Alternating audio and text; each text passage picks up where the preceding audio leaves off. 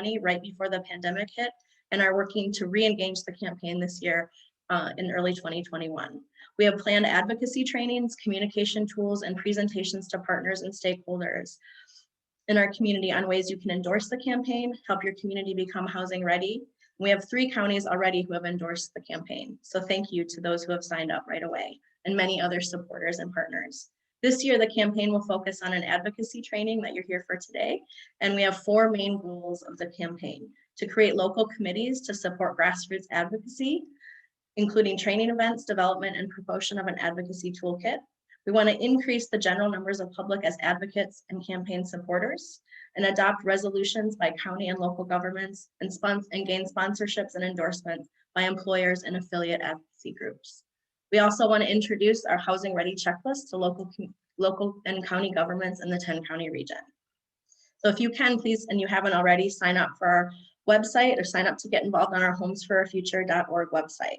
And so now I'm going to turn over the training to Sarah Lucas, who many of you know as Sarah is the founding director of Housing North and has been involved in housing and many other important things in our region for over a decade. We're excited to have her lead this training and get the advocacy started this year. Sarah will introduce the rest of our panelists as we go along. Thank you, Sarah. Thank you, Yarrow, and thank you all for being here tonight. We think we're going to have a really big group, which I think speaks to the need for some basic training on advocacy in the region. We know housing has been kind of front and center in pretty much every community in Northern Michigan over the last several years. And there's a lot of people who want to know more about it and who want to get involved and are interested in how they can help. One of the most important things we can do, obviously, as members of the public is advocate with our local decision makers about housing and the need for it and some of the ways that they can be engaged.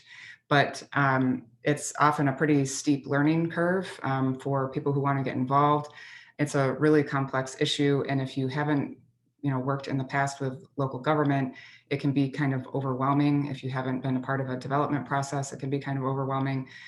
So tonight we want to just kind of give you the lay of the land on local government processes as they relate to housing and how people can engage. So I'm not sure how many people we'll have on the call tonight. The last time I looked at the registration list, there were some names I don't know and some familiar faces. So for those of you who have been on this ride for a long time, I hope we're not boring you. But we, again, really just want to make sure that everyone has kind of the basics about who we advocate with, when, what does local government do around housing? How do you talk to them about housing? What resources are available if you want to be engaged as an advocate, and then how do you actually take the first steps towards being an advocate? So again, we have a big group tonight, very diverse experiences here on the call. We want to be sure that we're meeting everybody's needs as far as the information that they're looking for. We do plan to have a couple follow-up events after this.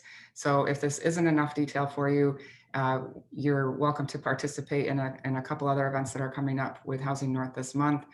There will likely be another housing advocacy training later on in the spring. And of course, if it's too much detail or you need clarification on any of the information here, you're always welcome to contact Housing North staff and get some more one-on-one conversation and information. If you have questions, please use the chat. I'll try to keep my eye on it. We are recording the session as of a couple minutes ago. With that, we'll just get into it. We have a lot of content for you here tonight. And again, understanding that there's a really diverse group here. We have a couple questions just to kind of gauge, what level of information is most appropriate for you. So we first would like to know if you've participated in a local government process in the past, like a master plan or a zoning ordinance. If you've even given public comment at a local meeting, that counts. So we'll give you a minute here to fill out the poll.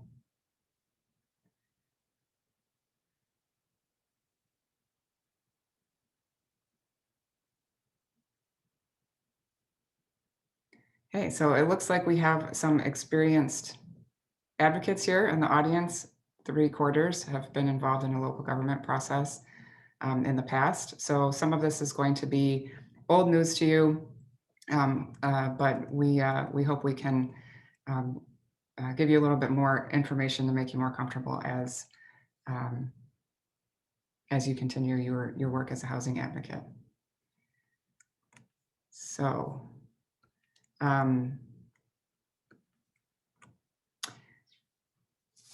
so most of you, if you're here on this call, you know that there's a housing need and have been having those conversations in your communities for a long time.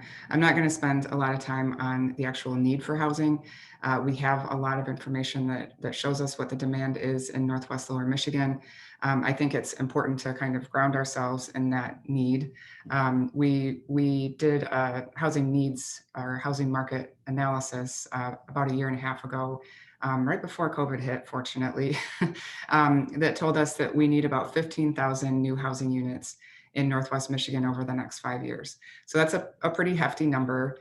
If we're adding 100 or so a year, which I think is approximately what we have been recently, we're still a long ways off from that goal. So we know that it's kind of a tall order to actually get to that 15,000 housing units. Why is that such a problem? We hear a lot about this is a market problem, that, if there's a demand for housing, the market should supply it. Unfortunately, that's not been the case. There's a lot of barriers to actually constructing new housing. That a lot of them have been around for many years, and some of them are newish. Some of them are getting worse. One of the first things that comes to mind, I think, whenever you talk about housing is just the simple cost of it. It just costs a lot to build housing, and it costs more and more all the time, particularly over the last year as building costs have kind of skyrocketed. By some accounts, building costs have gone up 70% or more. And when you already had, an unaffordable development process, that extra 70% really makes it even more difficult to create the types of housing that the community needs. Which in large part is, homes under $200,000 and rents under $800 or $900 a month. So it's next to impossible to build that in most places. So then you have to look at things like subsidy, and you quickly come to understand that there's not a lot of that out there. It's difficult to get grants. It's difficult to get low interest loans in a lot of cases. So then you look at other ways to offset some of those development costs, so things like tax incentives. And that's when you start to get into the roles that local government plays, how their local policies are impacting the tax rates and what incentives are available. And all of those factors are really heavily influenced by the public. And so we have a situation where at the end of the day, the public kind of controls, local leadership's decision. I don't want to say controls, but really strongly influences local leadership decisions about housing and what's available in terms of incentives or grants that might offset some of the costs that make it unaffordable. So there's a lot happening in terms of barriers to housing development.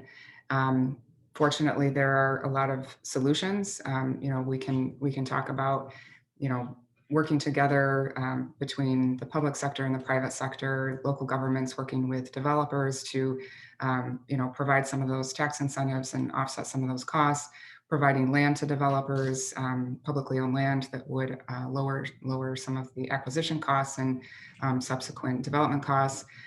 We can talk about zoning changes, and we will tonight, that will allow more types of housing that might be more affordable to different parts of the community. And then we can look at things like legislative change that would provide more tools to local governments so that they could work with developers more effectively. So there's a lot happening there, and it can be, again, really overwhelming. It's a really complex system, but there is a common denominator, and that's the public. Whether it's elected officials, planning commissioners, or state representatives, state senators, national leadership, all of those players answer to the public and respond to, public concerns and public pressure. And so that's why we're here tonight. We want to help you harness your own power in some of these decision-making processes. To kick things off and to maybe frame the issue and the process a little bit, I want to share a story that's, I would say, loosely based on fact. Some of this may ring familiar to some of you on the call. It's really kind of a composite of several events that have happened over the last few years. A lot of these things have happened in a lot of communities in Northwest Michigan. So this story kind of brings them all together. And basically what we have is a couple developers that wanted to build a variety of housing types in a downtown. One was primarily affordable housing. One was generally senior housing. Both of them would require a tax incentive, which is known as a payment in lieu of taxes, or a pilot. And the local government kind of holds the decision-making authority on a pilot.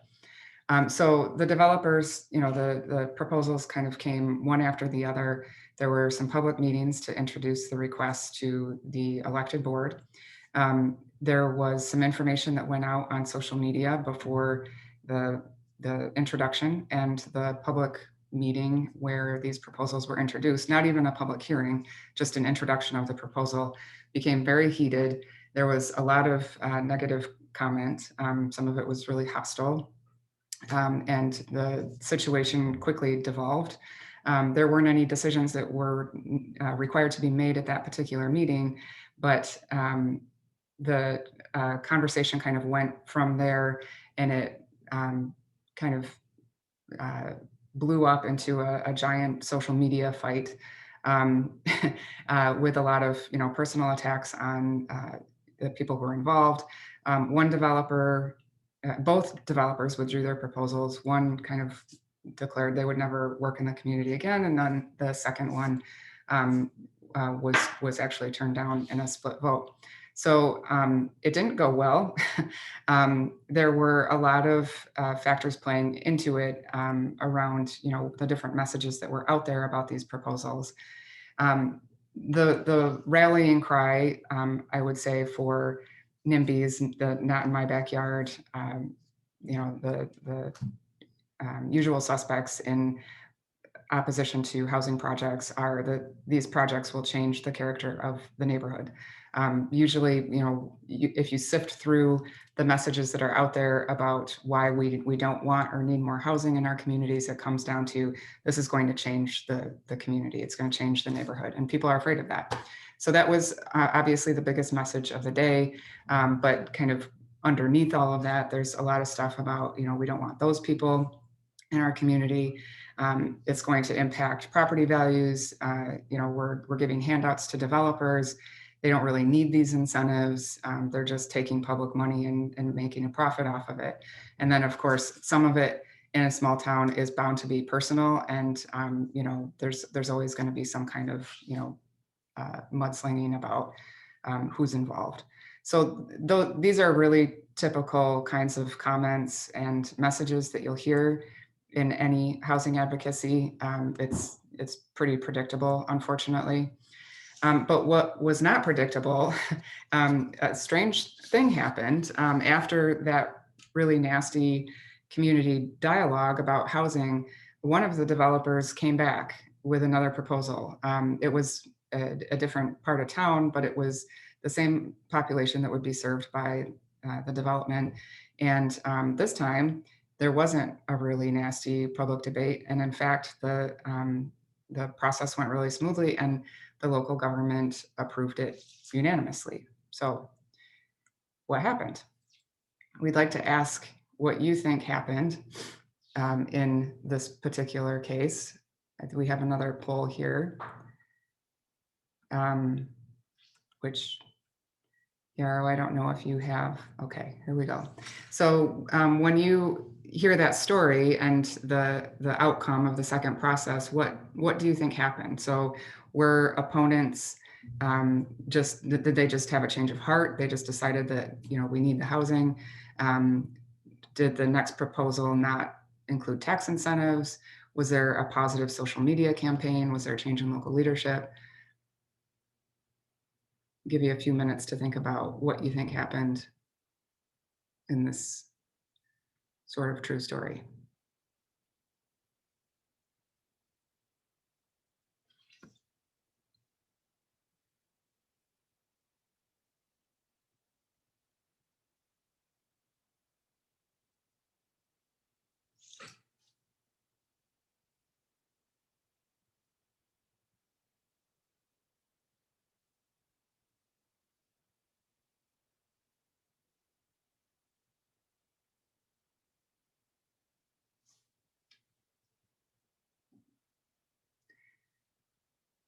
Okay, we have a few people who haven't voted, but I'll go through the results here regardless.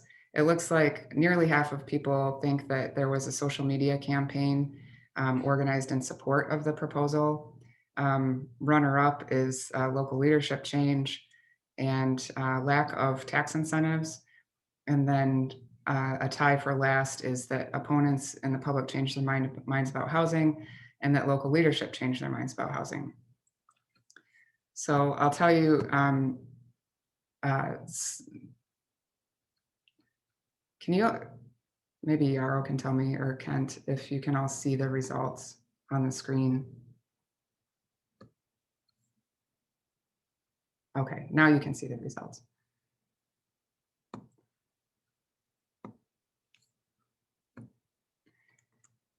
What actually happened was some combination thereof. There were a lot of things that played into that second outcome. And I would say it boiled down to proactive advocacy on the part of both the developers and some key stakeholders. So after that first community debate about housing, I think that local leaders, not necessarily elected leaders, but key stakeholders in the community began to understand the depth of the concerns around potential housing development.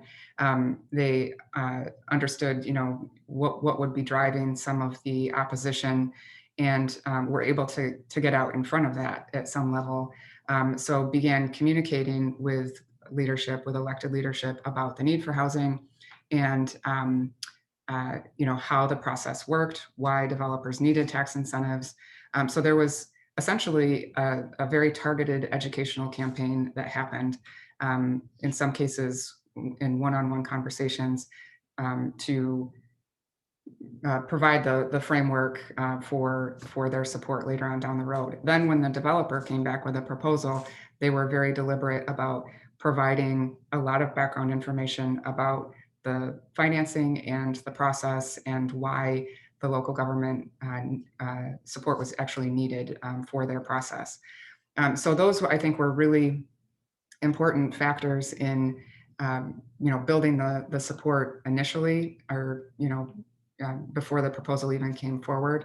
But I think perhaps just as importantly, there were some citizens who were, I think, dismayed by the conversation and were inspired to actually run for office. These were people who believed that housing was needed and the local government had a role, and so they ran for office and were in decision-making capacity when another proposal came forward. So there was, again, just kind of a congruence of events that helped change the tide for development in that community moving forward. And that's kind of what we're trying to recreate tonight, is just arm you with information so that you are able to, like this community, work directly with your local officials and make sure that they understand their role, that they understand the need for housing, and that they're prepared when a proposal comes forward, so that they're not just reacting to, this wave of negative input from people who oppose the project. So first things first, when you look at how to advocate for housing, who do you talk to? Who do you advocate with, and when? And that's really where we start to lose a lot of potential advocates, I think, is because there's not a single clear answer. There's a lot of people who are involved in this process, and they become involved at different stages and are involved in different aspects. And so I'm going to try to break that down tonight. I know some of you on the call tonight are actually some of these people that I'm referring to. So bear with me as I describe your roles in housing here. But generally, when people are looking to advocate for housing, the first question is, at what level of government is it most important? Should we start with the county because they cover most, more geography? Should we start with the city because they have more authority? And there's not a clear answer. We really need to look at what each of these different levels of government are doing and understand that most zoning ordinances and master plans are created and administered by local governments, city, village, township. That's what we consider, the local level. Counties are a different kind of ballgame in most cases. A couple of them in our region administer zoning, but often it's not even for the whole county, and it doesn't address the cities. So with the exception of Emmett and Kalkaska County, who do have county zoning, by and large, if you're looking at advocating for zoning related housing issues, then you're talking to the city or the village or the township.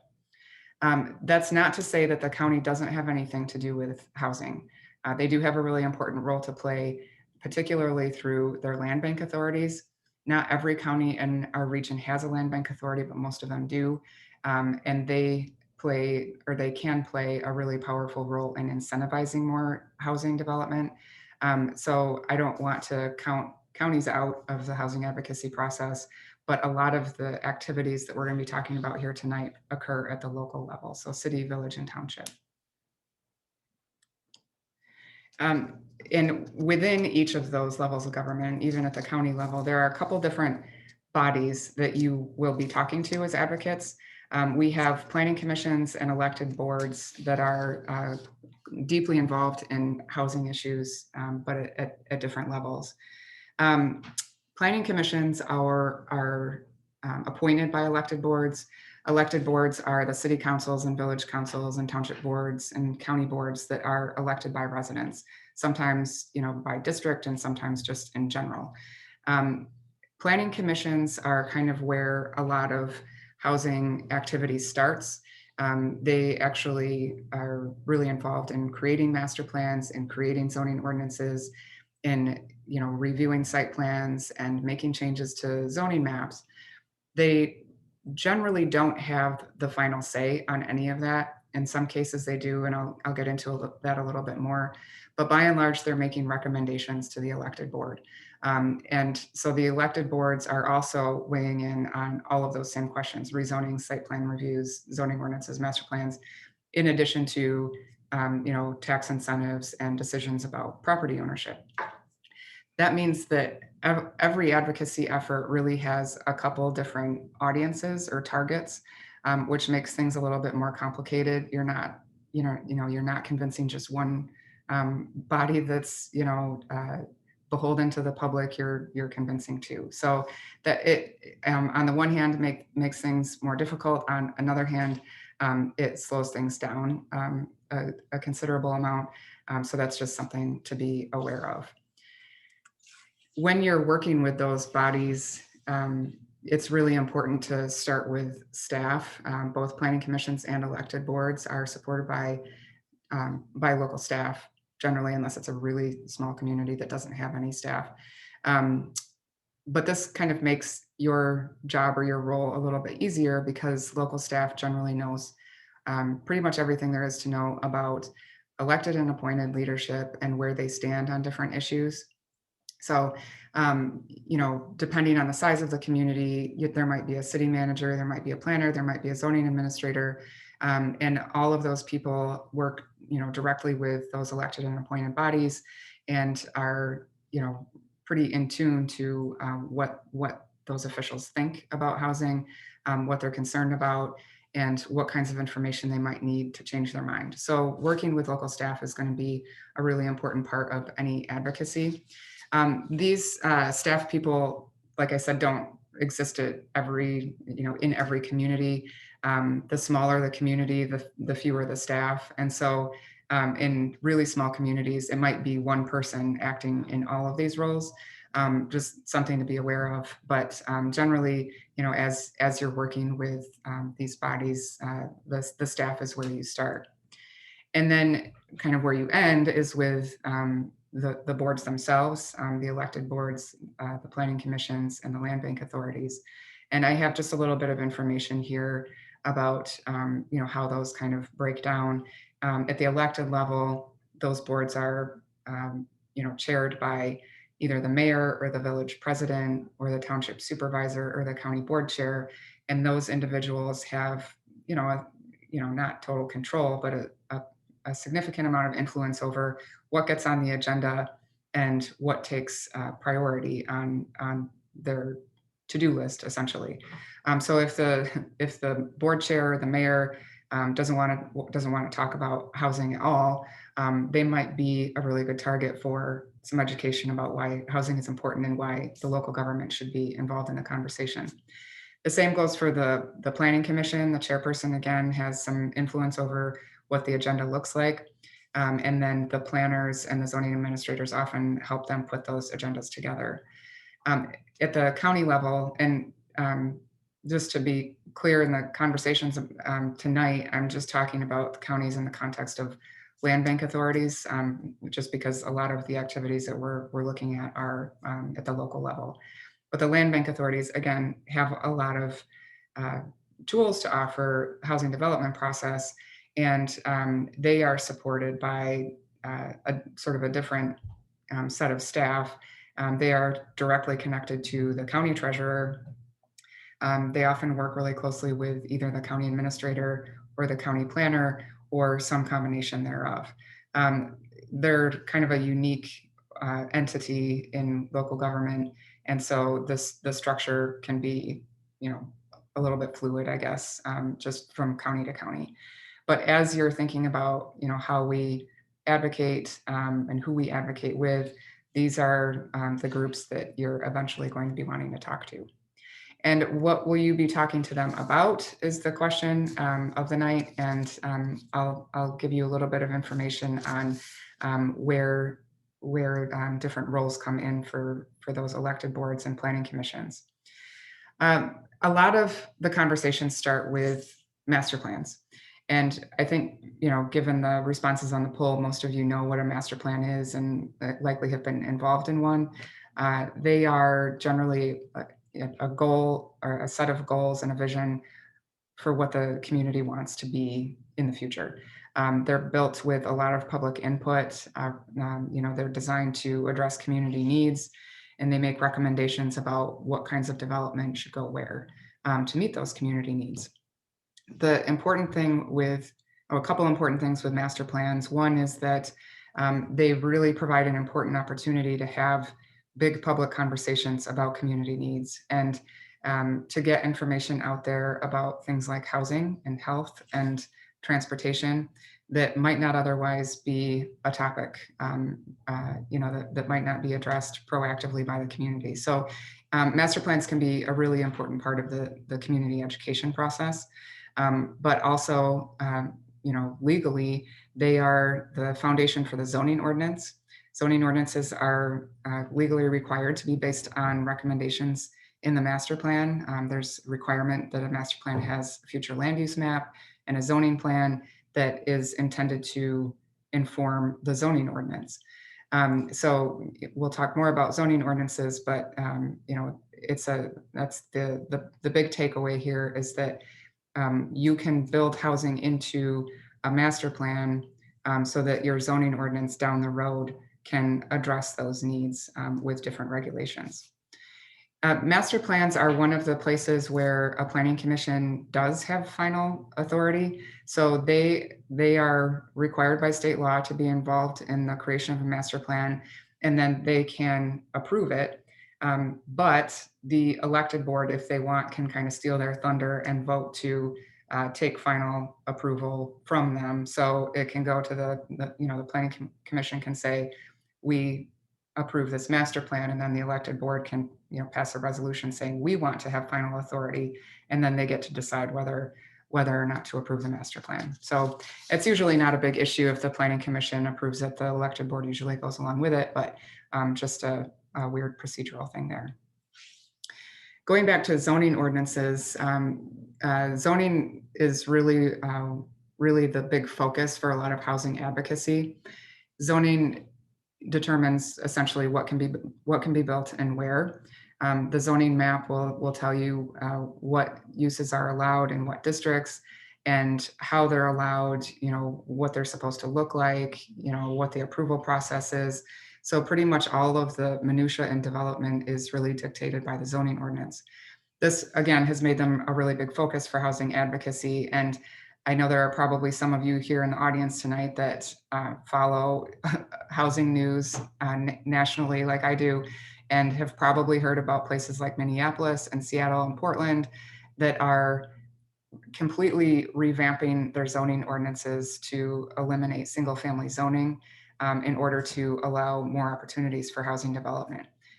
This is something that has been, I would say, brewing for many years. And there are a lot of communities that have taken steps towards that have, done it wholesale like Minneapolis did. But the idea generally is that, zoning has been a barrier. It's been, an exclusionary tactic for lots of different populations. It's considered to be, one of the perpetuating forces around segregation, both racial and economic. And so people are really taking another look at how we zone our communities and what impact our zoning ordinances have on who lives in the community and how welcoming or how inclusive it is. So that's, if you've heard about these communities, this is the kind of conversation that's taking place there. The approval process for zoning is generally, the Planning Commission makes a recommendation to the elected board, and the elected board has the final authority on whatever happens with the zoning ordinances, with some exceptions.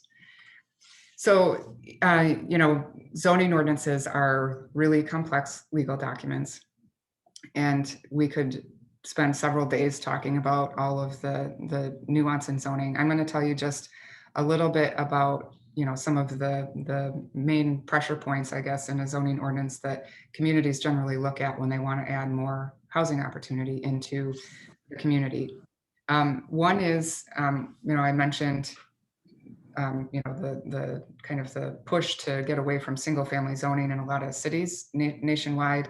And so a lot of the changes that people are interested in are how we can add more density into our communities incrementally. We had a big session at our housing summit this fall about the missing middle, which is, multifamily housing types essentially that are compatible with single family neighborhoods. Things like duplexes, fourplexes, small homes that are clustered together, small apartment buildings. All of those can fit into single family neighborhoods, pretty unobtrusively, but they're often not allowed by zoning ordinances. So, this push to revamp our single family zoning districts is really important in bringing those different housing types into our neighborhoods, particularly as we look at affordability issues and we look at the changing makeup of our population. We have smaller households and older people who need smaller homes and don't really have those options in their community. So there's a lot of things kind of converging on this particular zoning mechanism where we add those smaller housing units into our single family neighborhoods. Similarly, we can look at the just, not the density, but strictly the size of homes. That's been another real point of interest, I would say, nationally is, why do we need a minimum home size? Why can't we have smaller homes? And then, taking it to another level, can we build second homes on a single lot, like through accessory dwelling units? And can we rent out part of our single family homes for long-term rentals? And we have, communities that have done all of that in Northwest Michigan as a way to attract more development and create more opportunities for homes for people. I would love to share examples of the communities that have done that successfully, because I'm really proud of them. They've, in some cases gone out on a limb, but in other cases, the community has been really excited about being able to offer those different options. A couple other things to mention about zoning ordinances and why this is so important is you can lose a project just on some what seem like really minor technicalities. So there are different design requirements in every zoning ordinance for different types of development, and if you don't have the right street frontage, or you don't have an extra parking space, or your setback isn't quite big enough, all of that can kill a project. And so sometimes tweaks to just those little details can create a lot more opportunity for housing development. One that comes to mind is there was in a couple different neighborhoods, very long lots served by alleys, but all of the lots were required to have street frontage. And the zoning ordinance was changed so that you could have alley access, and it essentially created new development opportunities. It created the opportunity to split lots in half so that you could have homes that were accessed from the alley in front of the street. So things like that don't seem like a big deal. Oftentimes they're under the radar, but they can have a big impact. The other thing is all of those procedures, all of the requirements can take a long time, and they can be really complicated and provide a lot of opportunity for the neighborhood to come out in opposition.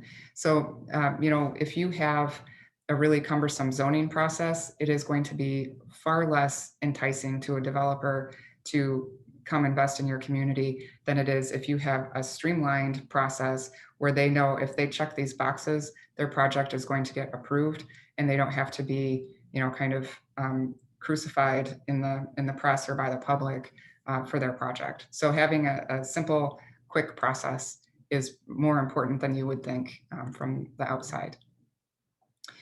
Along the same lines, when you look at zoning ordinances, I mentioned earlier that every zoning ordinance has a map that identifies districts. You can kind of reconfigure some of those maps to create more opportunities for housing. If you rezone properties for a higher density or a different type of use, you essentially create more buildable land or more development opportunities. So rezoning can be an important change that a community can make. When you rezone a property, you change all of the regulations attached to that property. And again, it can add more density, or it might allow you to build a duplex, whereas before you could maybe only do a single family home. Rezonings have to be, like the zoning ordinance, consistent with a master plan. So the master plan will have general recommendations for what kinds of development should go where, and any rezonings really need to be consistent with that. They can stir up a lot of anxiety among the community because generally rezonings aren't specific to a project. You can't, if you rezone it to a multifamily district, everything that's allowed in that multifamily district is going to be allowed on that property. So people get concerned about density changes and just, again, change to the neighborhood character. So that's something to be aware of when thinking about approaching rezoning as a technique to create more development opportunity. Like zoning ordinances, the Planning Commission makes a recommendation on whether or not to approve a rezoning, and then the elected board issues final approval. The last thing I'm going to say about zoning is kind of going back to the point I made about some of those really seemingly minor details of development. Site plan review is where a lot of the zoning ordinance requirements are really kind of where they kind of see the light of day, I guess, in terms of public view. Site plan review determines whether the proposal, whether it's an apartment building or a planned unit development that has several or many homes on a lot, whether those proposals meet the requirements of the zoning ordinances. So do they provide for safe and efficient traffic flow? Do they provide enough landscaping? Do they have enough parking? Are they mitigating impacts to nearby water sources?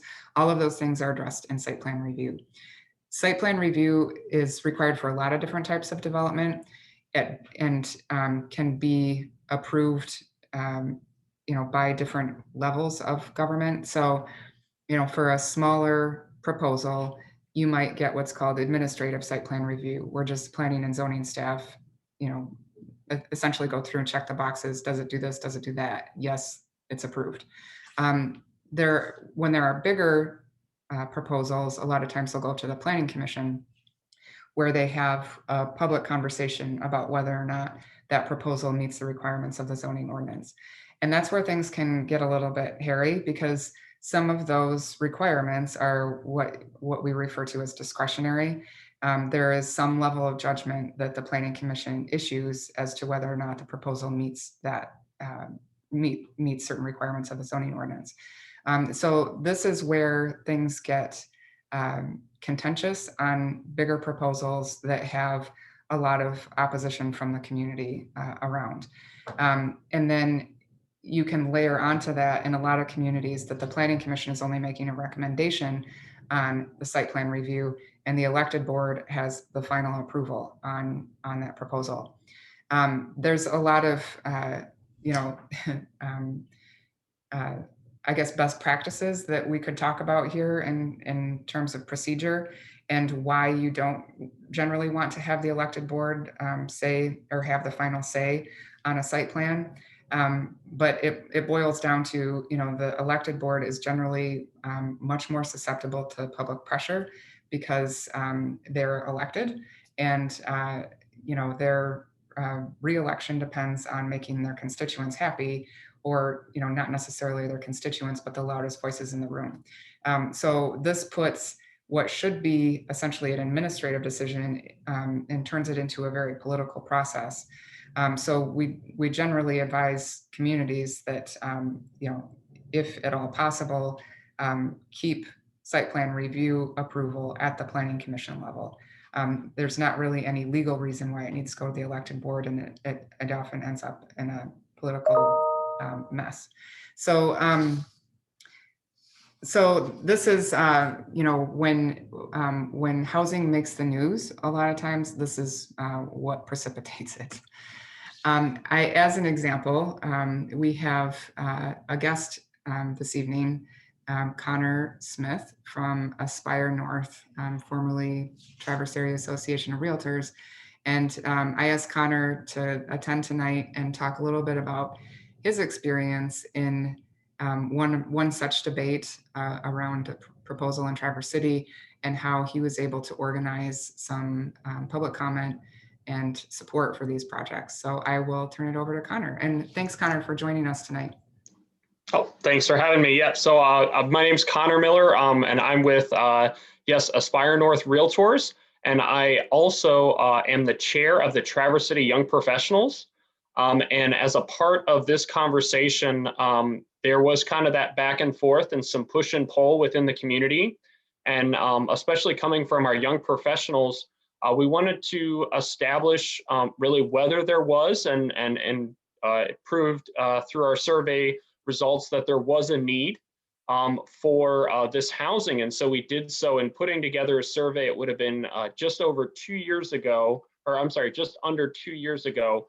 We surveyed far and wide young professionals, and we made it available as well to the community at large, and received feedback from 250 individuals that talked about their experience in looking to find housing.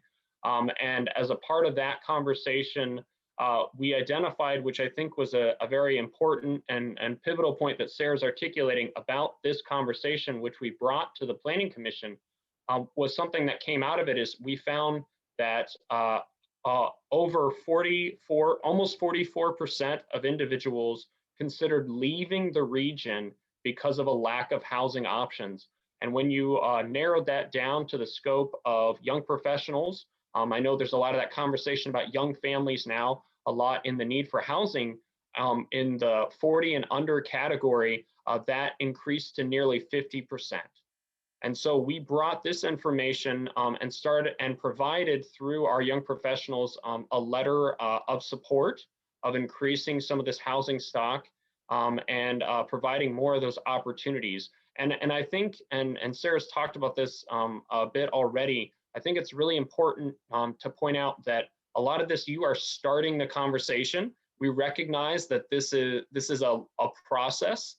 You have to have persistence and patience in that process. And so we started with a letter offering support as the young professionals and also the Aspire North Realtors. Through our association, we have also offered that support and to provide ourselves as a resource in this process. We're fortunate enough as a local association to have access to national and state resources, but I just, in a general sense, for anyone that's either starting or in the middle of this conversation in your community, it's really important to show up, to be a part of these conversations at the planning and city commission level or township or village level. Be a part of that conversation as early as you can. And because at the end of the day, we're all just partners in this effort. And the local government officials, as much as you are advocates for your community and what's best in your community. And so making sure that you show up and make that voice heard and be a part of it as it is a process. It takes some time, and having that persistence and patience to be a part of that process. So I hope I articulated some helpful things there, Sarah. Yes, thank you, Connor. I really appreciate that, and your work in organizing for this particular project or these particular projects. And just want to point out that as the City Commission was reviewing and debating these proposals, they actually cited some of the correspondence from Connor and the young professionals. So it made an important difference in that conversation. Like Connor said, it was important to show up for that particular conversation. I have here on the slide a mention of a pilot, and I'm going to talk a little bit more about that shortly. But first, want to mention an issue that has come up quite a bit in Traverse City recently, as well as a lot of other communities around property ownership. So this is something that's been of greater and greater interest, I would say, because of the growing understanding of land bank authorities at the county level. Most local governments own property. I think probably all of them do. And then some of that property is appropriate for housing development. And there have been a number of examples of communities that have, come to an agreement that there's a big housing need in the community, and this is an asset that they can leverage for more development. So they put out a request for proposals or, request for information from developers stating that they want to, see this property used for the purposes of housing development, and developers then submit their proposal to actually buy the land. Again, this has happened a few times in our region, in some cases in partnership with the County Land Bank Authority, who brings another set of tools, to actually create revenue for the county that can then be used for more housing development, or to provide some tax incentives for the developer. So property ownership has been, I would say, a growing discussion point in local government meetings about housing, and just want to be sure that is, as you're advocating for housing, you're working with your local unit of government, that is something that's often not addressed directly until someone remembers, oh yeah, we have this property, and it's just kind of sitting there, and is that something that we can use to create more housing options? And the answer is yes, it can, and it has been in a lot of communities. So I'm not going to talk a lot about county land bank authorities tonight, but I do want to kind of cue you up for later this month. Housing North is having webinar discussion about county land bank authorities and how they participate in housing. And I would encourage you to look for that information. Yarrow will have more information on that at the end, and we can hopefully get you to participate in that. Another really important discussion, and I would say, when I mentioned earlier that if housing developments end up in the news, it's because of site plan review. The other reason is often because of payment in lieu of taxes pilot request. This is where a lot of the nasty conversations come from around housing. A pilot reduces the taxes for development. I guess you could say it's a tax abatement, and that instead of paying taxes, the developer is paying a set percentage of their rents as a way to cover municipal services.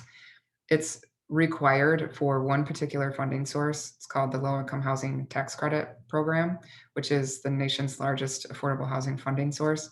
And in Michigan is administered by the Michigan State Housing Development Authority, or MSHDA. It's a really important program. It's very competitive. And if you want to play that game, you have to have a pilot. And so a lot of developers will, ask or request a pilot from the elected board early in the process.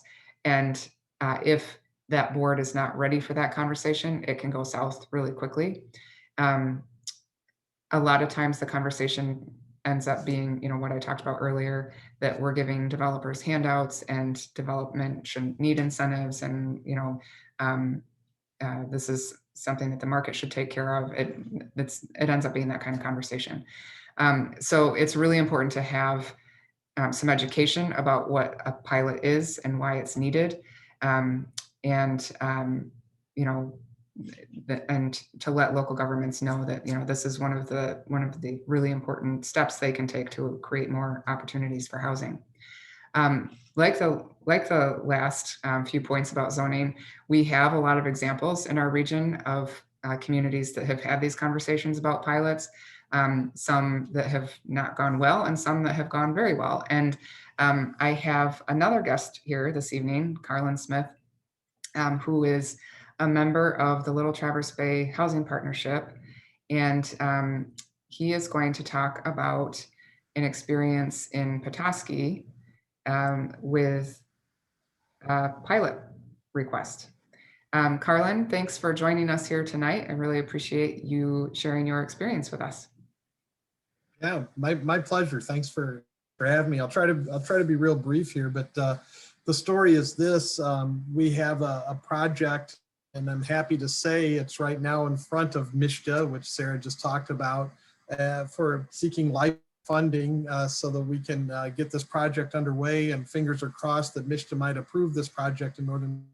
That's a whole nother story about the chances and challenges of making that happen. But in the battle at the local level, and I'm not even going to say it was a battle. I think we were very proactive with our advocacy work, thanks to some of that's thanks to Housing North and Sarah and some training she did in Petoskey for us more than a year ago, teaching us how to advocate for these things.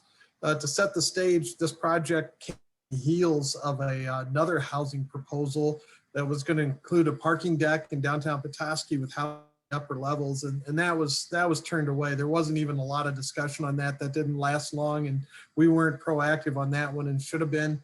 We were kind of more reactive and it didn't work, and the city turned that down. So we knew we were maybe up for a challenge with this one, and it hadn't been a real positive development attitude among city council in Petoskey at that time. And so we were concerned about this happening. The project, called the Lofts at Lumber Square, would be right at the edge of downtown Petoskey, and it's a 60-unit multifamily development right in a neighborhood, like I said, right on the edge of the downtown with nice access to downtown. It was really perfect project. And what was I going to say? And that lot, that parcel itself had been identified by the City Council of Petoskey as a redevelopment ready priority site in their redevelopment readiness community efforts. So it was already identified by City Council for development. So that, I think, paved the way for us too. We started with a lot of one-on-one conversations. Our committee divided up, talked to different council members. We talked with them one-on-one to say, hey, this is a good project. Educated them a lot about, here's what the rents would be, the size of the units. We did our homework, and the developer helped us with that homework, by the way. He also helped us identify, this is what the city's making now on taxes, and with the negotiated pilot, this is what they would be making after that. And oh, by the way, not only will you be making more money in tax revenue, maybe not as much as you would make with his full taxes, but you'll be making more than you're making now. But you're going to be selling more electricity and selling more water and sewer services, which are revenue opportunities for the city as well. And we were able to calculate those numbers for them too. So we came with a pretty educated approach, one-on-one with each city council member. The other thing that really helped, we tipped the media off to this project just in advance of the city council meeting, and their story couldn't have been timed better. It either ran Friday or Saturday before the Monday night meeting. So it was really fresh on everybody's mind. And then the beautiful thing happened. I started, and then many other people shared that article on social media and said, oh, what a great opportunity this is for Petoskey. And the positive comments came, and it was shared frequently and all of that. I even got a phone call from the mayor who was upset and said, you're putting me in a bad situation. If I have to turn this down, all of this support in the community is going to make me look bad. And I thought, well, maybe that's kind of the idea. I think we're succeeding in our advocacy efforts that way. He later called and apologized for that comment, but it dawned on me that we were really creating a good groundswell of support that put the city council in a position where it was hard for them to say no. At the city council meeting, we had, of course, a lot of supporters present, and that was a concerted effort to call to action, be at city council this night, and a lot of people speaking positively and supportive of this project and the need for housing. And we, a lot of different talking points were shared. There were some naysayers in the audience, but they kept pretty quiet that night. Some asked some questions and some different things, but they stayed pretty quiet because they knew of the groundswell of support. This ended up passing easily by city council. City council approved the pilot, which was great. The planning commission followed up by approving the design. Some tweaks here and there, but they got through that process pretty easily too. And as I said, now this project's in front of MSHDA, seeking the LIHTC funds to make it feasible. So it was a good, proactive, positive effort on behalf of the Little Traverse Bay Housing Partnership and our coalition of supporters. Okay, thank you, Carlin. I love that example. I think it kind of checks all the boxes. And for those of you who don't know Connor and Carlin, they have been really effective advocates for housing in their respective communities for a really long time. And just want to thank them for all the work that they've done. And we'll be maybe coming back to them as examples later on of being proactive and how effective that is. Like Carlin said, being prepared and getting that message out there beforehand is the secret ingredient in a lot of this, I think. So thanks, Carlin, for joining us. And again, thank you, Connor. I think it's really important to share some of these success stories so that we know it's possible, even when we feel that it's not. When some of these debates happen at the local level, it can be really discouraging to listen to the comments that come out, and you feel like you can't get through. So thanks for sharing those success stories with us. And also, Carlin, thank you for kind of queuing me up to the next section here. I'm going to actually kind of switch gears and turn things over to another guest this evening to talk about not just advocacy at the local level, but advocacy at the state level. As Carlin mentioned, we have a whole nother sphere of influence that we need in order to access more resources for housing development.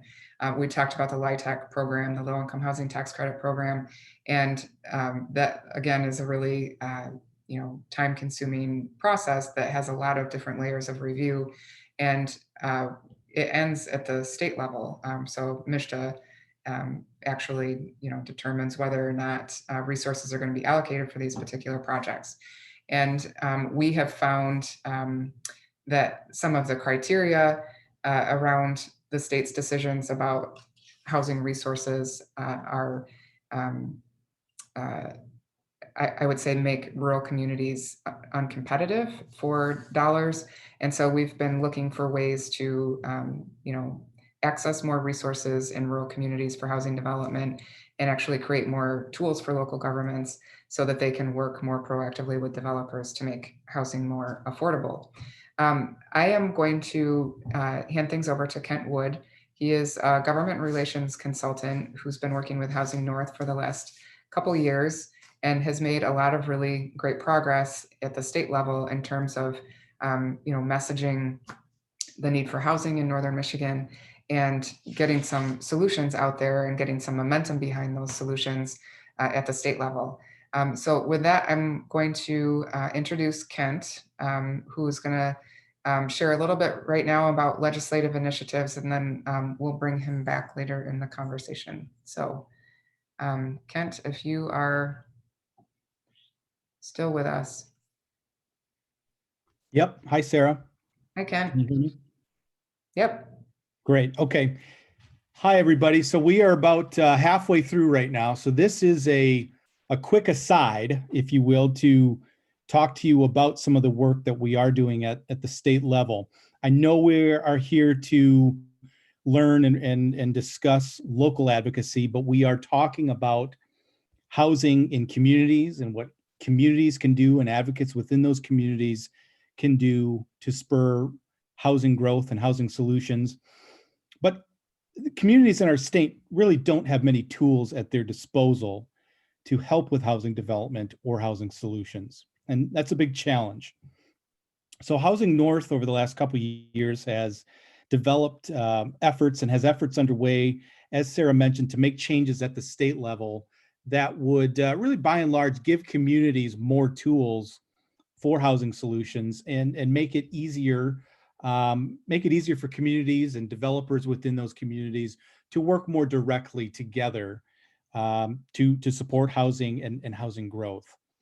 In the later part of 2020, last year, we started working with a group of, I would say, similarly committed regional and statewide organizations who are dedicated to changing state policies and growing housing solutions across the state.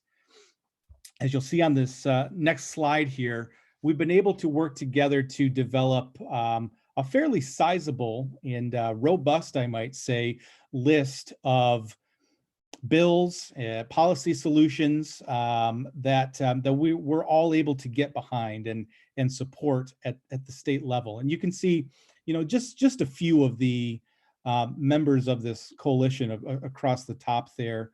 There are more, but space limitations kind of dictate how many logos you can get in a spot. I'm not going to go into all of these, so breathe easily. But you can see that they do kind of fit into kind of three main categories here, where we do talk about and are pushing for new funding mechanisms or incentives. Certainly there's the regulatory side of development and needing a number of changes there. And then also working with the administration and with state agencies to spur more action and cooperation on their part to really treat the housing challenges as a statewide issue and a statewide challenge. So again, I won't go into all of it, but there will be an opportunity at the end of this to sign up to support, to get exclusive updates, and to get calls to action where you can have an impact, a direct impact on this legislation or these policy ideas. So please sign up when we do get to that point at the end and help our communities get more tools at their disposal to help develop housing solutions. So thanks, Sarah.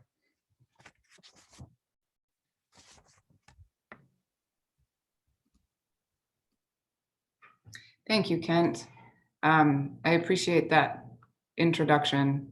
I think I might have just lost myself here.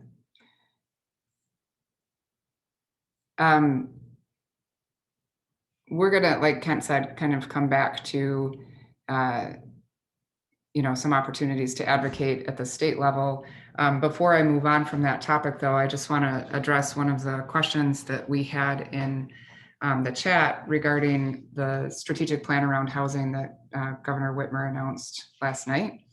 And that was from Mike in Manistee. And just want to note, to Kent's point about the coalition that we had helped organize, that was one of the primary objectives that we initially came together around was creating a new or creating a plan around housing.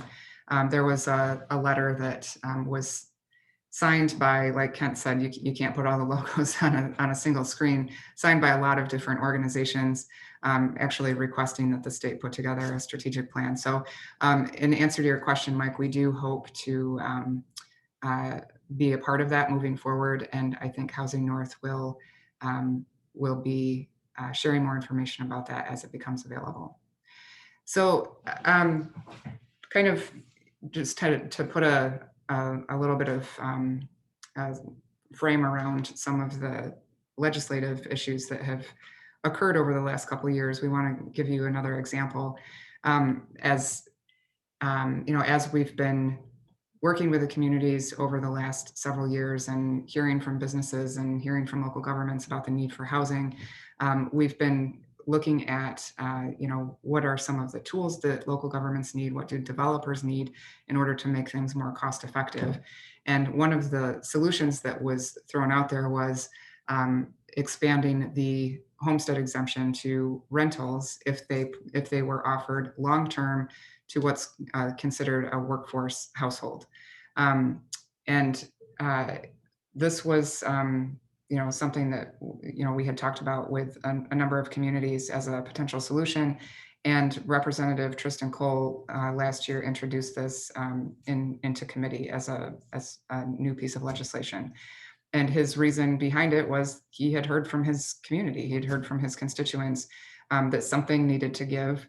And there were no incentives for landlords or property owners to maintain long-term rentals when they could just as easily turn them into short-term rentals and make a lot more money than they would if it was offered as a long-term rental.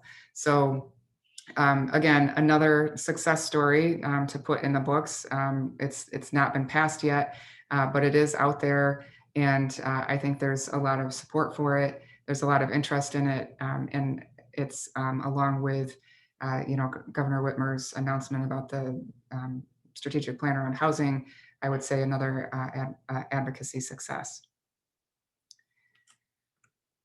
Okay, so we've had a few case studies that we've shared with you here tonight, and just to kind of bring it all back together before we switch gears again a little bit, I want to just point out a few commonalities that I have seen, as these things have played out over the years. When we do have a success with advocacy, what's going on? What are the ingredients to success? There's a couple really big things, and I think you've heard it from Connor and from Carlin and Kent. But the key is that people are organized. They have been working together as a committee or in an informal network, sometimes a formal network, but they have a sort of alliance at some level of housing support, and are able to connect with those fellow supporters pretty easily to share information about what's happening so that they can then get that information to local leadership.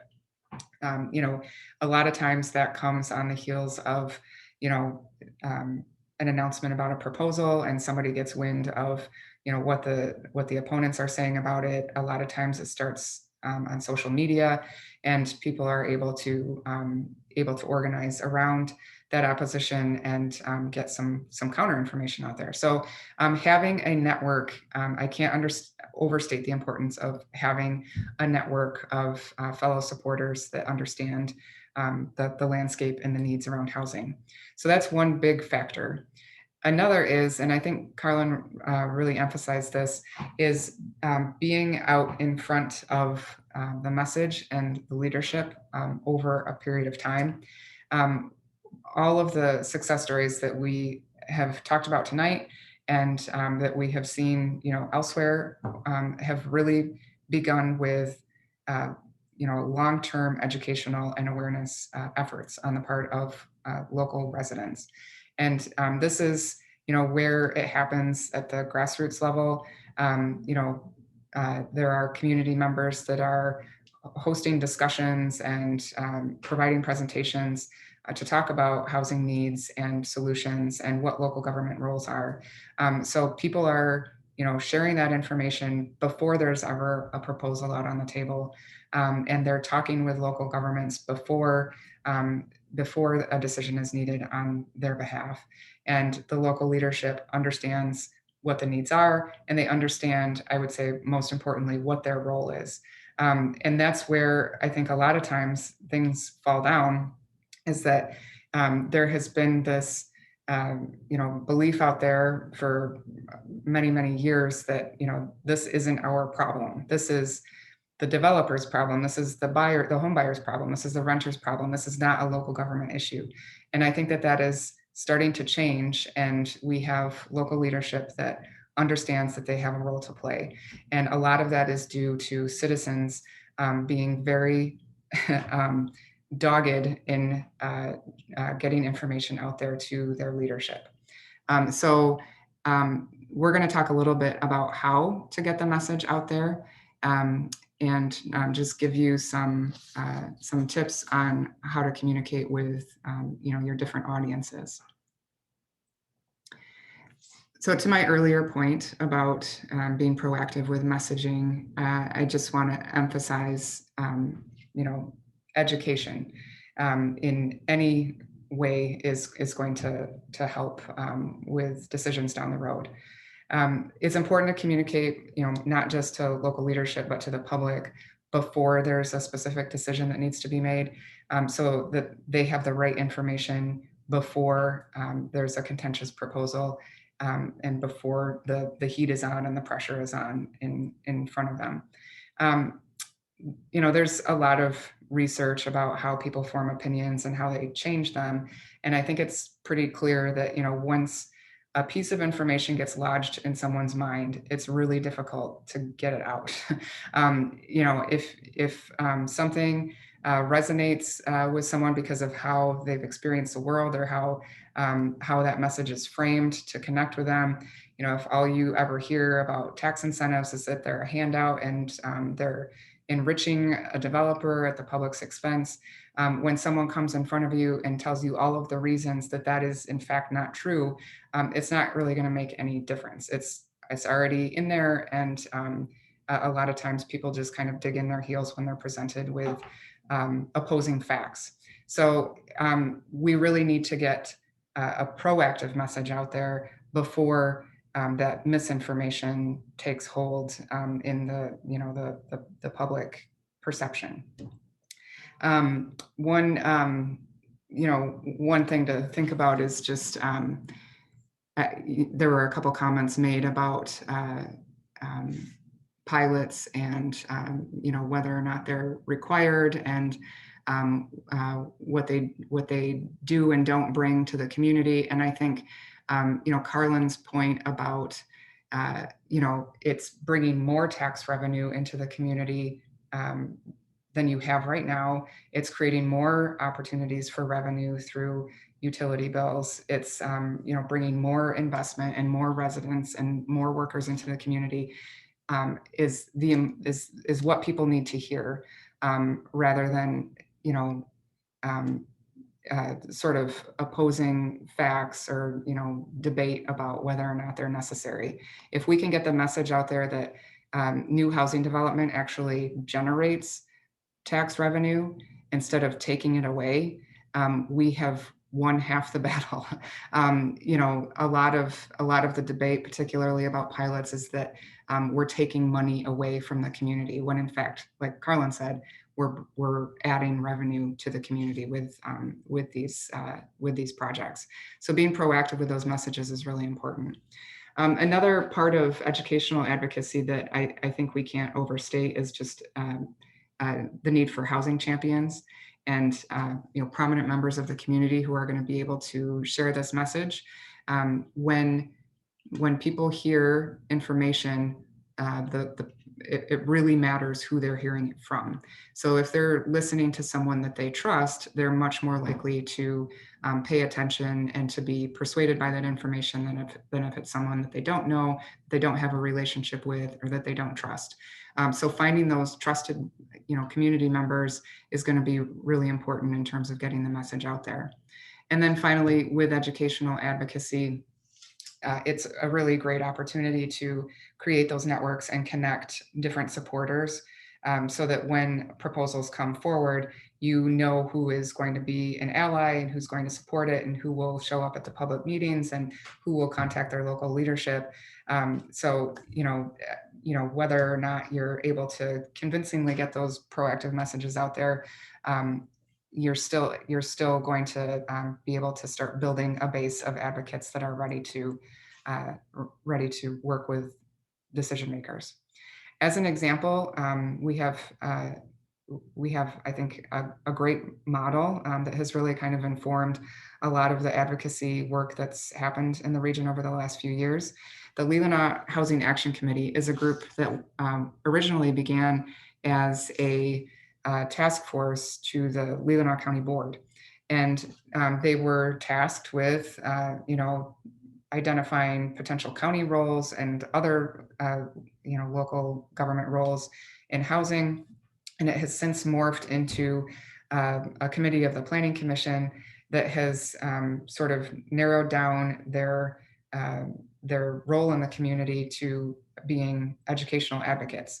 So they put together what they call the Housing Ready Checklist. It's similar to the Redevelopment Ready Checklist, if you're familiar with that, which basically kind of runs through the gamut of potential local government actions on housing, and have used that to communicate with planning commissions and elected boards about what they might want to consider if they want to bring more housing into their communities. So they have, very persistently gone to every local government that will have them and given presentations about why there is such a need for housing and what the solutions are and what the local governments can do. They have worked with the county board to identify potential roles for county government in housing. They have, been really active in terms of getting columns out and commentary to local media. And they have basically created this speakers bureau and a group of housing champions that have really pushed housing to the forefront of the conversation in Leland County. And so I just want to give them a shout out for all the work that they've done. And, just note that since they started that work, a number of other groups have kind of arisen that are following that same model and have been really effective in their own communities. So that's been a great experience for the region. Sort of on the other end of the equation here, we have project advocacy, which is much more reactive. It's organized around, when there's a specific proposal, when a developer comes forward with a pilot request, when there's a site plan review discussion coming up. This is when you practice project advocacy, when you're reaching out around a specific proposal, talking with local staff and officials to find out what's going on and share your opinion about whether or not it's needed. So a lot of times it just takes the form of, what you typically think of as local government advocacy, calling the mayor or the township board members, sending emails, sending letters, and giving public comment at meetings. I would say that in general, it's really important to be proactive, even with project advocacy, so that you're not, that the local decision makers aren't hearing from you for the first time at the meeting.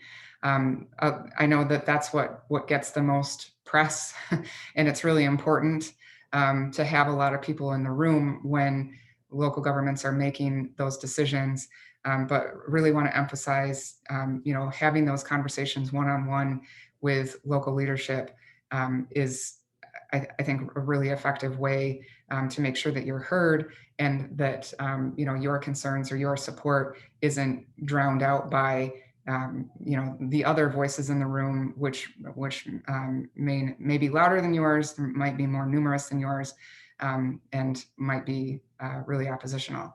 So again, proactive advocacy, even for specific projects, is going to be a priority. I also want to just make a comment about social media. And again, kind of going back to Carlin's story, social media, I think, can be used for good or for evil. In my opinion, I think it is mostly evil. It's once a campaign begins on social media to discredit a project or to oppose a project, it can be really hard to get that toothpaste back in the tube. Again, you know, once misinformation is shared, everyone else is reacting to that. The facts, as they may be true or not, but the first thing that you hear is generally what sticks in your mind. And so everyone else is kind of put in this defensive posture. You know, once things get out on social media, we're all just reacting to it, and trying to persuade people to change their minds, which is really, really difficult. So social media is something to be wary of. And if you're active on it, to be, again, proactive in getting generally supportive messages out there about the need for housing in general and about why specific projects are needed. Another success story I want to share with you tonight is one that occurred in Boyne City a couple years ago. And I think this is another great example, that kind of checks all the boxes of proactive advocacy and education and community discussions and specific reactions to actual projects. What happened was there was a group of volunteers and advocates that understood the need for housing, wanted to get the word out to the community, and started organizing discussions with local leaders and business people and the public in general, just to talk about it and identify some potential solutions. So they started having these community conversations about housing, really elevated the level of awareness about what was needed in the community. And then, along comes a development proposal, which was a little bit more than what the community wanted. So initially there was some pushback on the developer, but this Boyne Housing Solutions group that had formed around, creating housing opportunities and educating the community about housing kind of came together, worked closely with the developers and with the local governments to talk about what the concerns were on the part of the community and how they might be addressed with some changes to the proposal. It worked. So the developer ended up making some changes.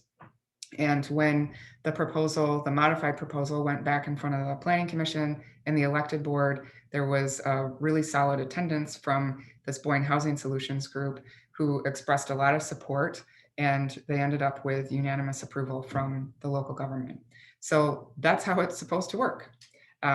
Thank you, Boyne City and Michelle Courtwright for leading all that. I don't know if Michelle's on the call tonight, but I just want to say Michelle Courtwright from Boyne City and Carlin and Connor, I consider kind of our resident experts on advocacy, and they were a part of a session that we did at the Housing Summit last fall, which I think really kind of gave us some good models to follow for the future.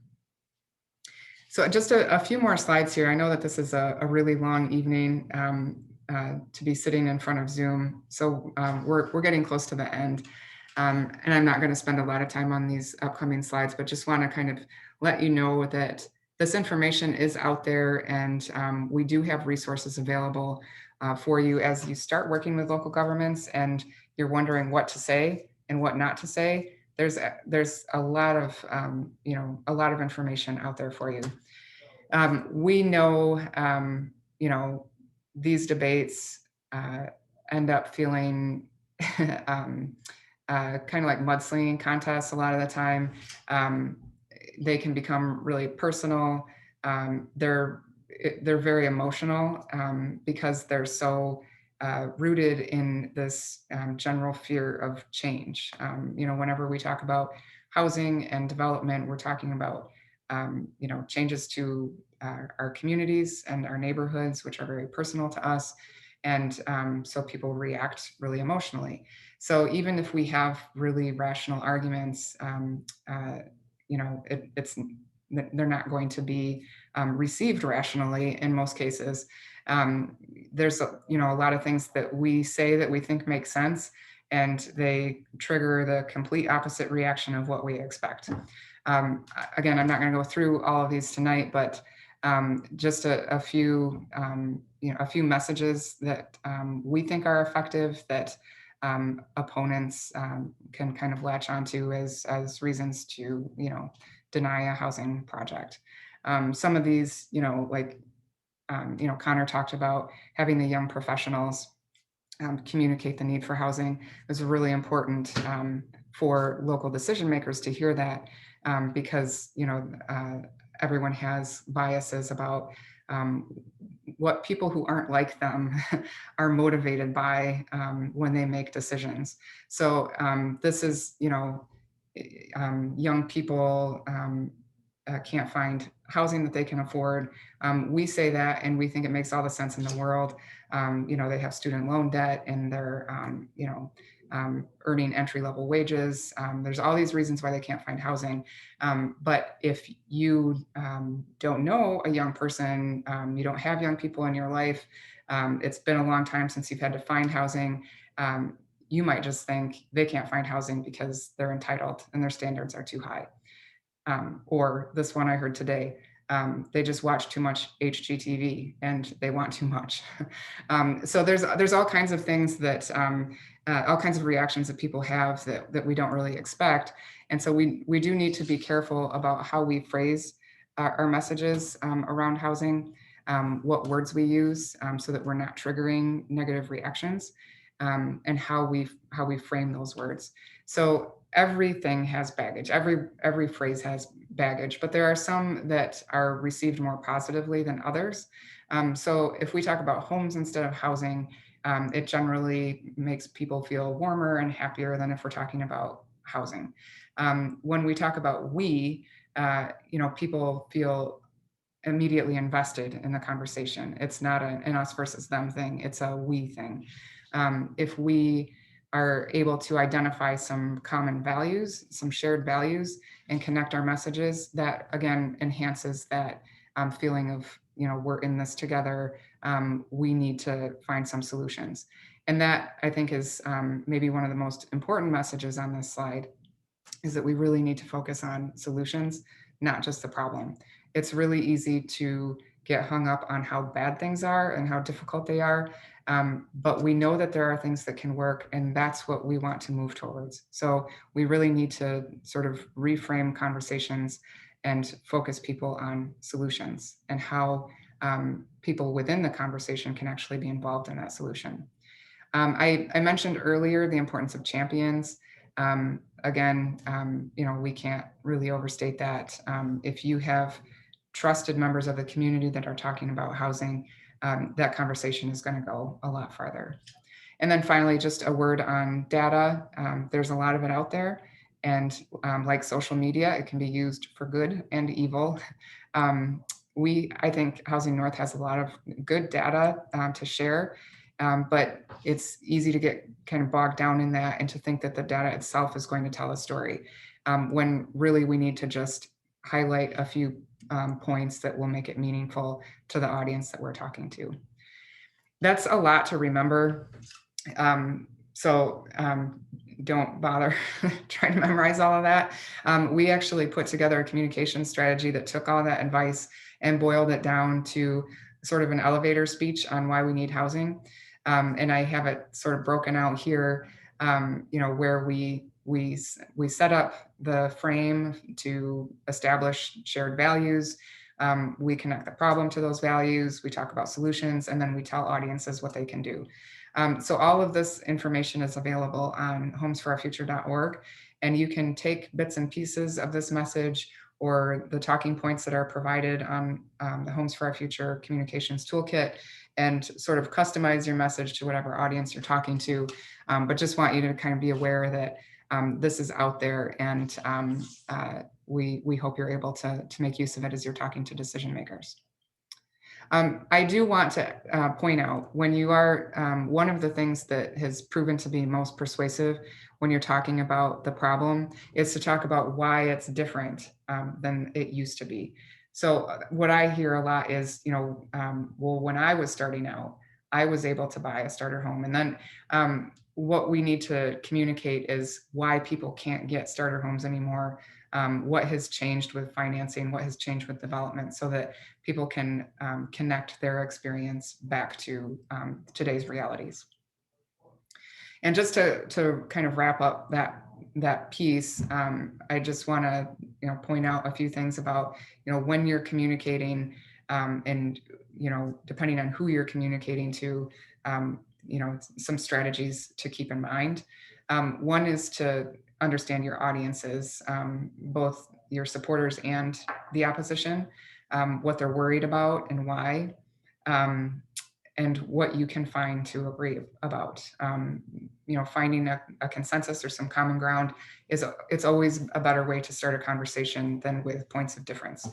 So look for things that you can agree on. Well, we all want more families in our community, or we all want our children and grandchildren to be able to afford to live here. I think everybody will agree with that. So that helps connect people to the logic behind supporting housing solutions.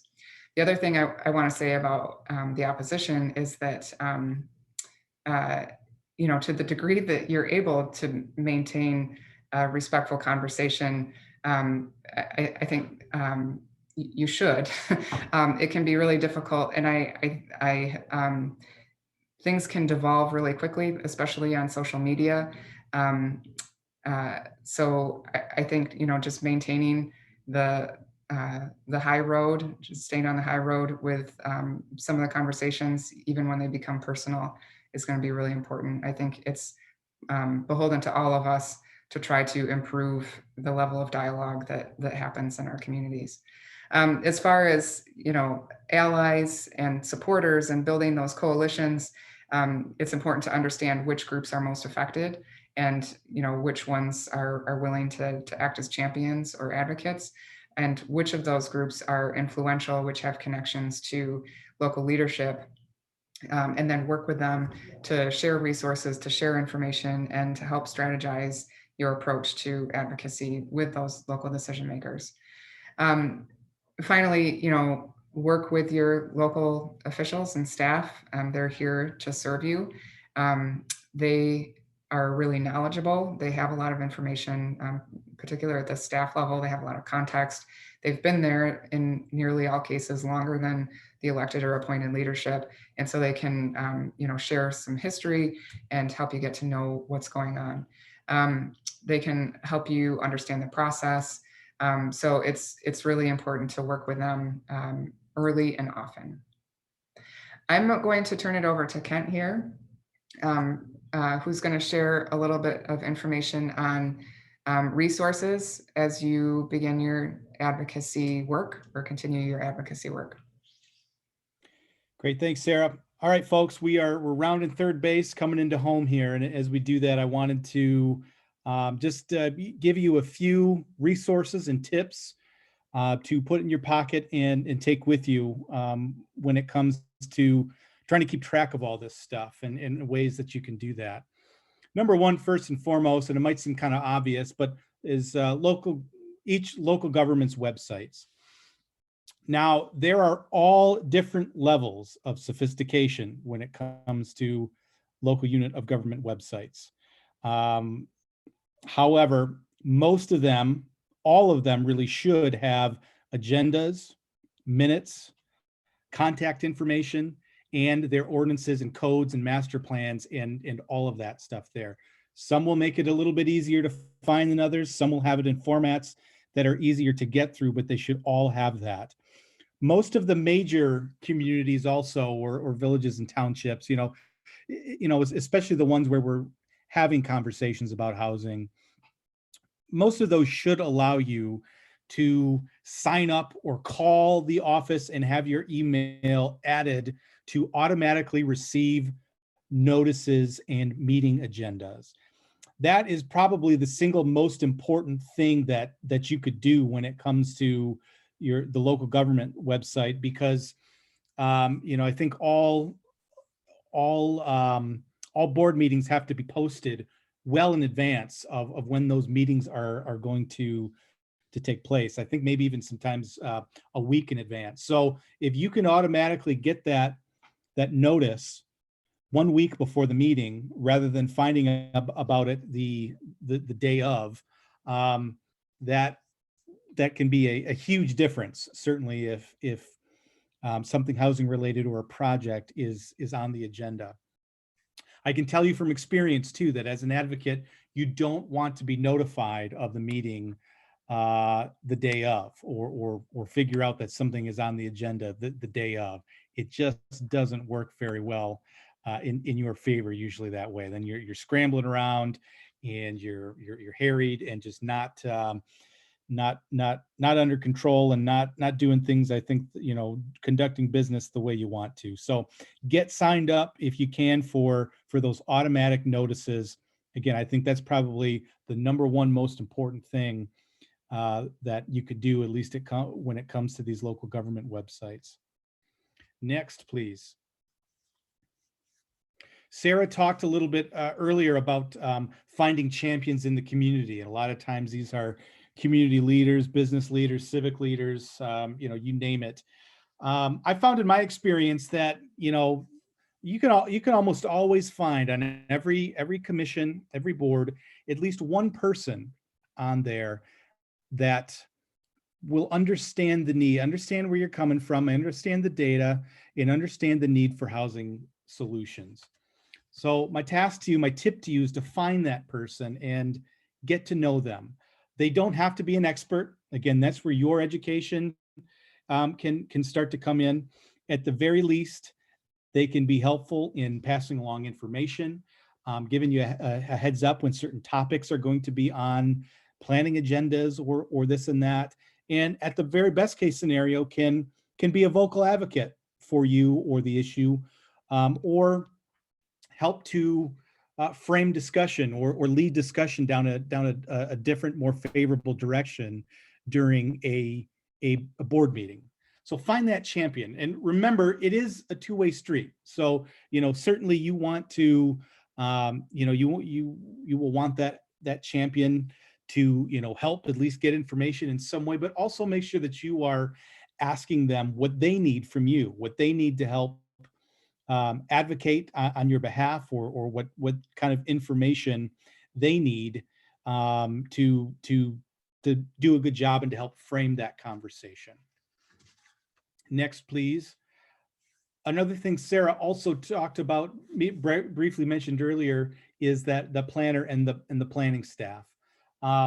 Especially if you are going to be active and not just project specific, but if you can see yourself getting involved from a general housing information level or even multiple housing projects, get to know your planner and the planning staff. Communicate with them regularly. Don't do it incessantly, but communicate with them regularly.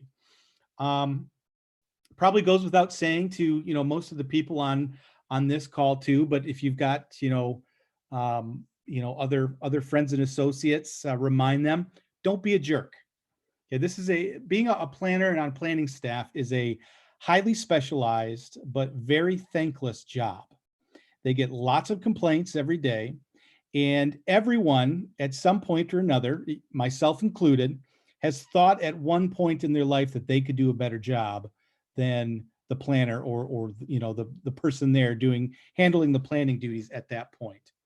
So it's not always very fun, and again, it's very important, but it can also be very thankless. So remember that. I think I found that some respect and professionalism can go a very, very long way when dealing with the planner and planning staff.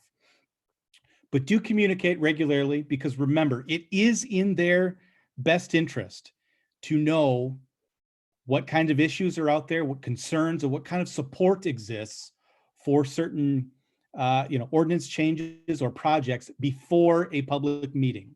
there's nothing worse than getting to a public meeting and, thinking that the skids are greased for something to go through and just have it all blow up in your face. So I know that they will certainly appreciate knowing what is out there, whether it's a concern, potential problem, or that significant support exists out there for what is coming through.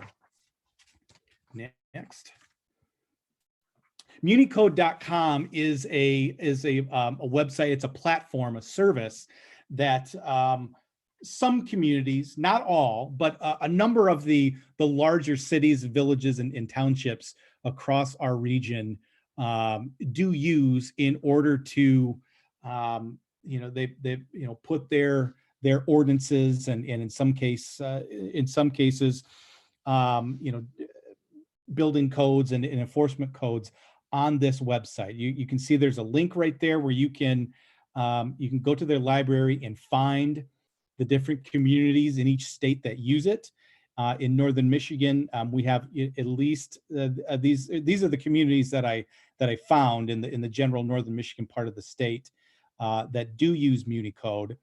And as you will see in a minute here, it makes it a lot easier to find the codes that you're looking for, find what updates are happening, rather than if a community doesn't use this, a lot of times they will post a PDF or a Word document of their zoning ordinances on, which is still the information, but then you're scrolling through all of it, trying to sometimes find a needle in a haystack. So Sarah, if you can go to the next slide, just kind of shows you here. I'm using Traverse City as an example because I know that they use this platform and I've used it before. And so you can see, and again, as I mentioned, kind of in the top bar there, you can click on notifications and you can sign up through email and get emailed notifications, changes, pending amendments, different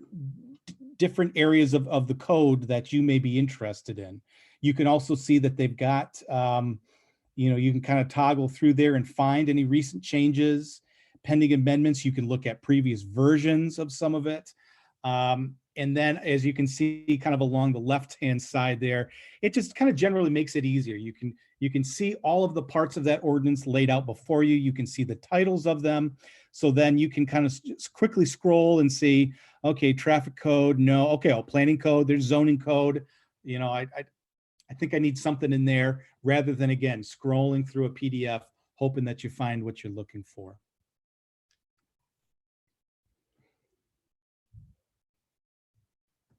Okay, I include this next part, and I bring this up just to kind of show where technology is taking the challenge of following actions and changes at the local unit of government level.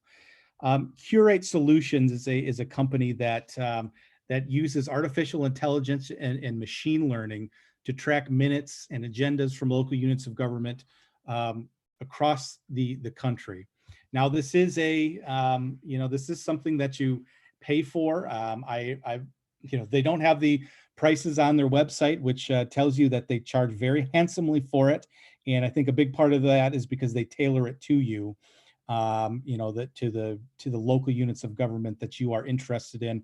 So it's really a service that's probably best utilized by larger associations, larger companies, maybe some larger nonprofits out there that are very interested in local units of government.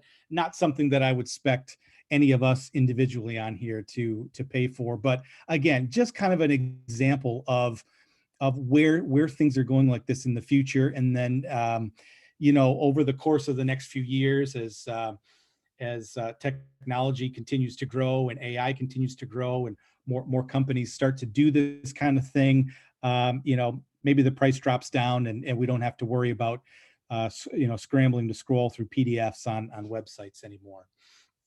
I know that that this is used by the Michigan Association of Realtors. And as Connor Miller pointed out to me earlier this week, which I thought was very thoughtful of him, he said, Aspire North, we use Curate Solutions from the Michigan Association of Realtors, and so we track certain local units of government in our territory that that are important to us, or certain issues that are important in the housing and real estate space. And it's a public website, so if people wanted to visit that and find and kind of use that as a resource, they could. So thank you, Connor. I've added that link on the bottom part of that slide right there, and you can take if nothing else, just take a look at it. Obviously, they are not going to have every single community or every single housing issue, or maybe even development project on there, but they are very interested in housing solutions and how different things impact the real estate industry. So again, I would strongly consider checking that out and seeing if there's an issue in there in your community that this type of technology you can kind of use for free to help you out in some of this advocacy. And I know Connor feels about this stuff that if a number of you did that and be able to use that in successful ways to grow housing solutions in your communities, I think he would absolutely love that. Okay, and then finally here, this is just a bonus couple of slides, really, because this is not necessarily a spot you can go to track local issues, but the Michigan Legislature website, it's very simple, but it does a fine job of really kind of warehousing all of the different all the different things you might need to track at the state level. Now, sometimes local issues do spill over to the state level, and I had just this past year a prime example of that, a development in Traverse City that I worked on, and they had gone through the whole process and gotten final site plan review and everything at the city level, and then COVID hit and construction shut down. And by the time it started back up, the state incentive that they were going to be using to make that project viable was going to expire by the time that they could get a significant amount of that project done in order to satisfy the requirements for it. So we did have to try to extend that through the state legislature. We were unsuccessful, unfortunately, but that is an example of sometimes these local issues do take a jump into the state level. And so I felt it was important for you to at least have a rudimentary knowledge of this. Just a few things to point out here. Of course, you can search for current bills, you can search for all past bills, and you can look for, when you find that bill, you can see the language, you can see the history of it, what committee it's in, how much it passed by, if it's moving, and usually you can find also by nonpartisan legislative analysis of those bills as well. This is another spot too where you can find out all the committee meetings and committee hearings, and again, you can sign up for committee agenda email notices to get emailed to you automatically. So you can be ahead of the game when it comes to state legislative committees, when they're meeting, what's on their agenda, and then you can later track down the minutes, who testified, what their testimony was, who supported and opposed. You can also do basic current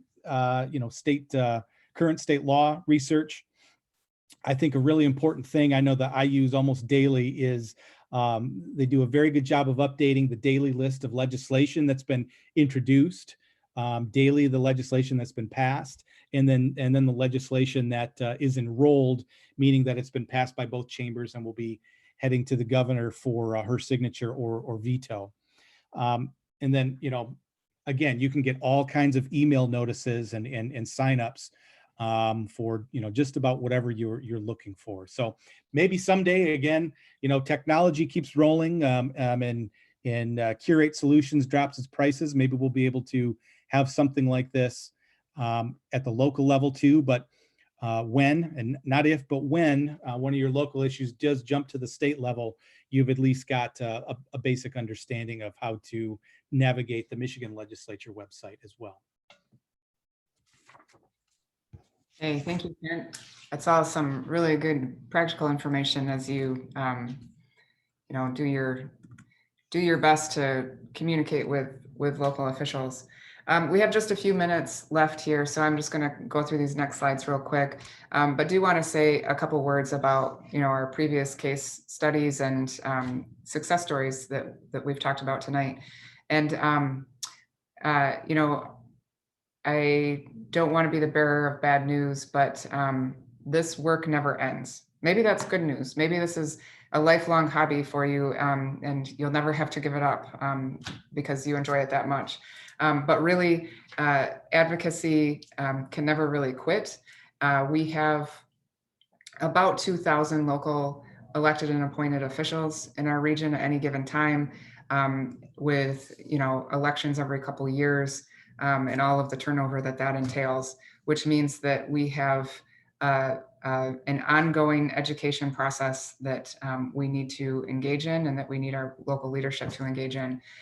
So once we get across that finish line where an elected board approves a pilot request or a zoning ordinance change, it doesn't mean that we can hang it up and stop advocating.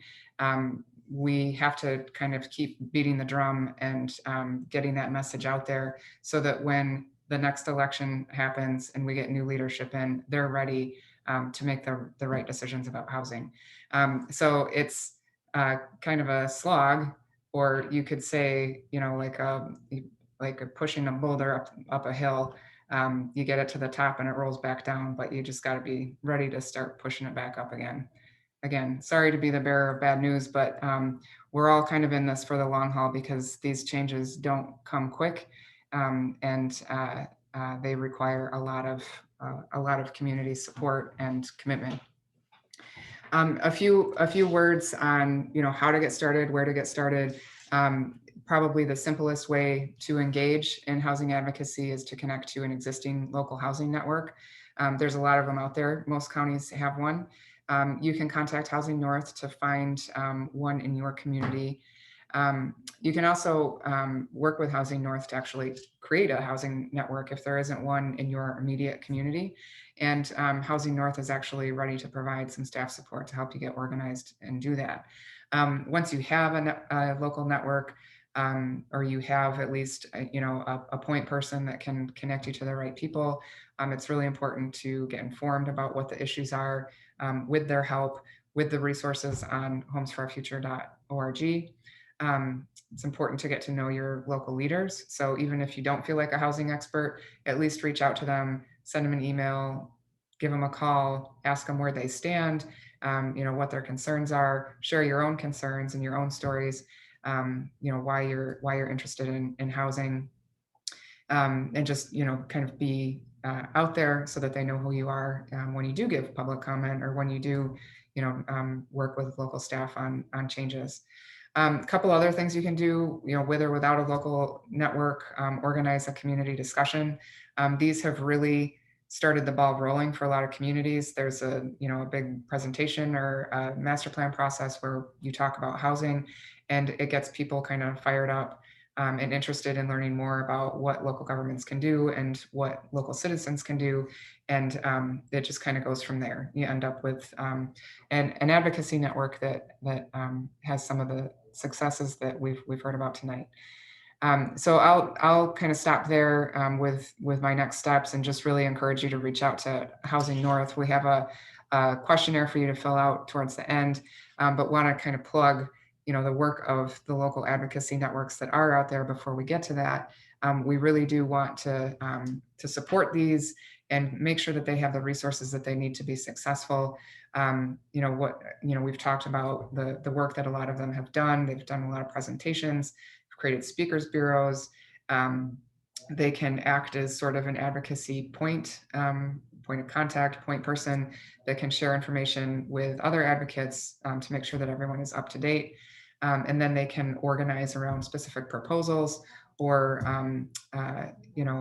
create, some of those educational opportunities that I talked about earlier.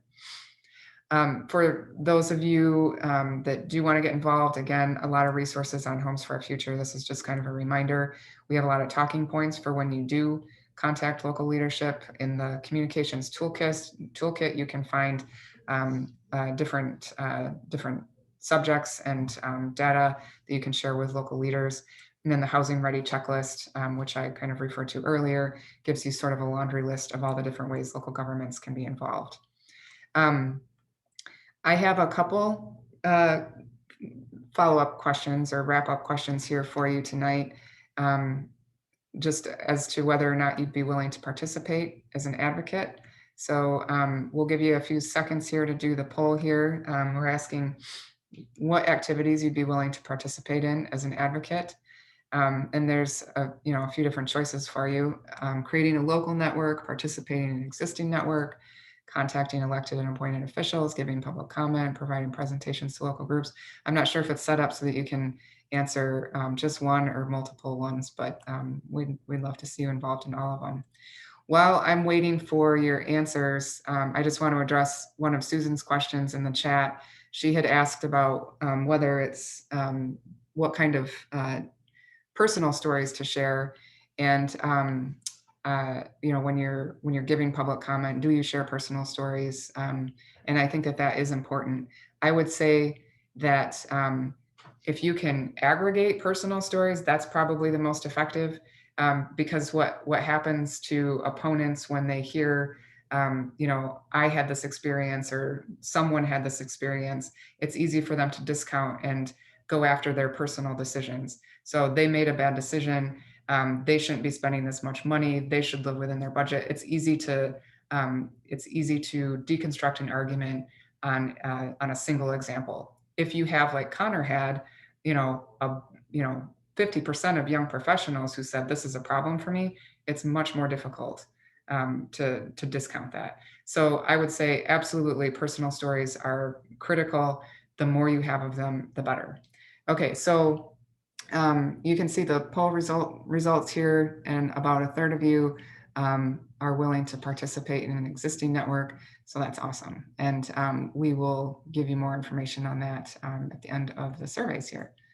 But I really want to get you on to the rest of your evening here. So I'm going to kind of fly through the next question here, which is what help you need to get started, whether it's more information about housing, contact information, or a presentation to a local group to, again, get those conversations started.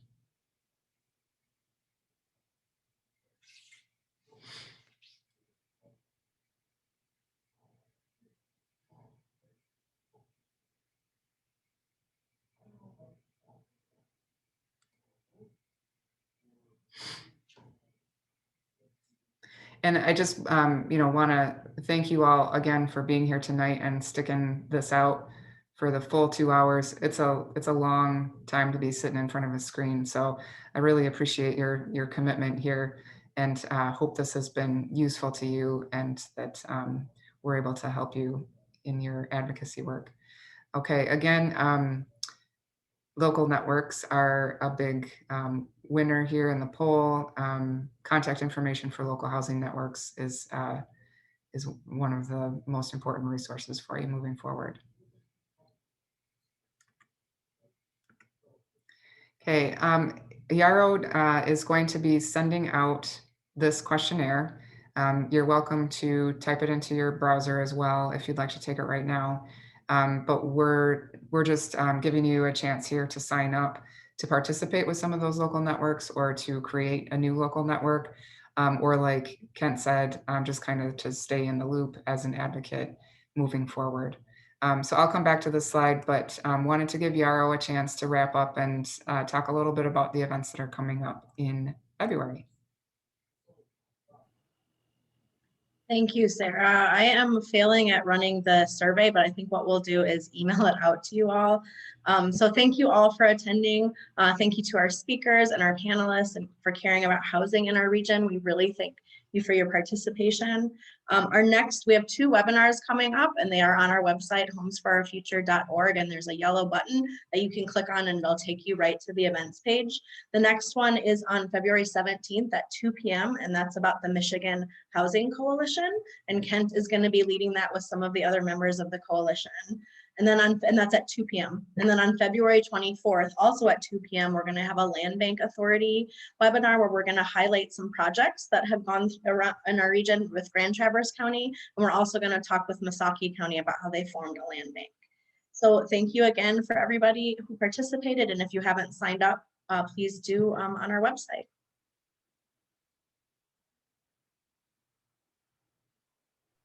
Thanks again, everybody. And special thanks to Carlin and Connor and Kent for joining us tonight and sharing their experience with us. Have a great night. Thank you, Sarah. Thank you, everybody.